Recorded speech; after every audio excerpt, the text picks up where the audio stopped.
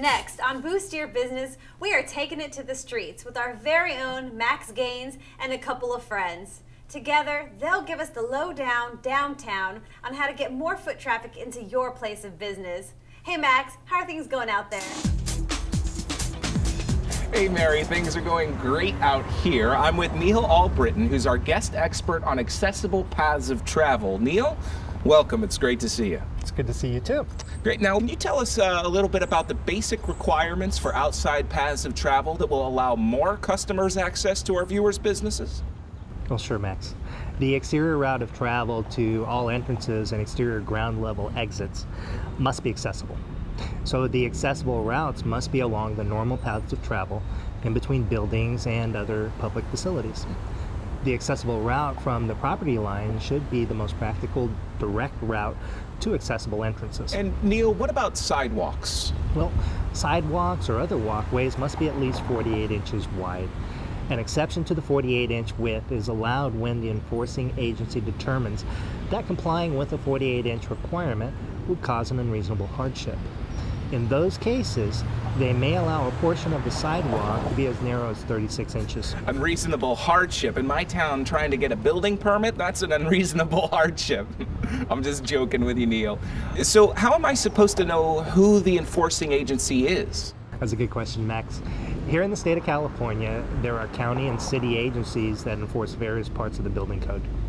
The first thing is to call your county or city building department. If it's not them, they can tell you who to contact. Or if you're in Sacramento, just dial 311 and they'll put you in touch with the right people. Great, Neil. Thanks for that. Now, we were talking about sidewalk accessibility. That's right, Max. When sidewalks slope to the side, the maximum cross slope allowable is 2%. A limit to the sideways slope is important to people with balance disabilities or people using walkers or canes. And Neil, what about steps or changes in level? Exterior accessible paths of travel to the entrance must be free of steps. Abrupt changes in the level up to 1/4 of an inch are accessible. And when the change in level is more than 1/4 of an inch, it's okay to grind the edge down to a slope that's 5% or less.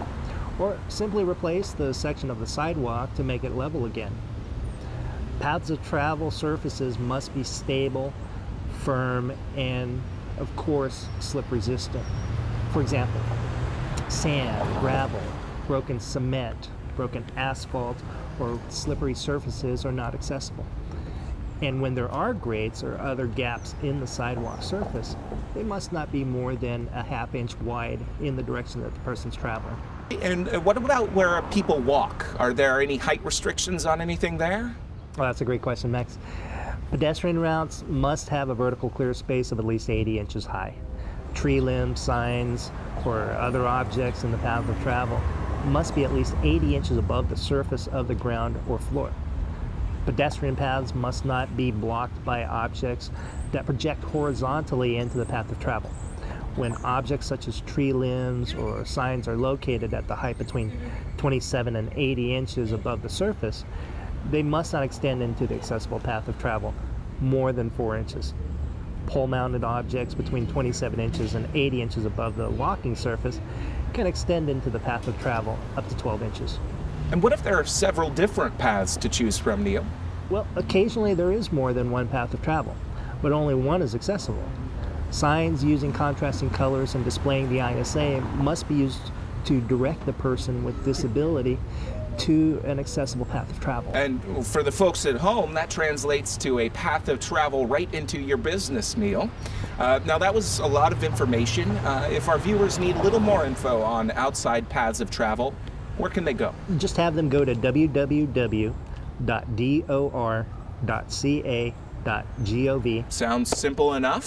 Thank you, Neil, for your expertise. Thank you. And thank you for being here with us on Boost Your Business.